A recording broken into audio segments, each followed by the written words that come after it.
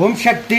விருதுநகர் மாவட்டம் படந்தாள் மேலத்தெருவை சார்ந்த சுப்பராஜ் முனீஸ்வரி தம்பதிகள் திருமணமாகி 1.5 ஆண்டுகள் குழந்தை பேர் இல்லாமல் நம்ம சேலத்து மகமாயை தேடி வந்து அமாவாசை என்று கும்பப்படையில் பிரசாதம் வாங்கி சாப்பிட்டு அதே மாதமே அம்மா மனமிறங்கி கருவை தக்க வச்சு அழகான பெண் குழந்தை ஈன்றெடுத்து அம்மனுக்கு தேங்காய் பழம் பூமாலை பட்டு வஸ்திரம் வேண்டுதல் கடனாக செலுத்திட்டு உங்கள் முன்னாடி சாட்சியாக நின்றுட்டு இருக்காங்க. இந்த குழந்தை அங்கத்தில் கழுவினி இல்லாமல் உடல் ஆரோக்கியத்தோடு வளர்ந்து கல்வியில் சிறந்து விளங்கி அவங்க குடும்பத்தை கட்டிக்காத்து கரை சேர்த்து நான் வேண்டிக்கிறேன். இந்த வீடியோ பார்க்கின்ற பக்த கோடி பெருமக்களாகி நீங்களும் வேண்டிக்கங்க. இதே போல நித்தம் சாட்சியாக நிற்கின்ற பக்த கோடி பெருமக்களை நீங்க கண்கூடாக பார்த்துக்கிட்டு தான் இருக்கீங்க.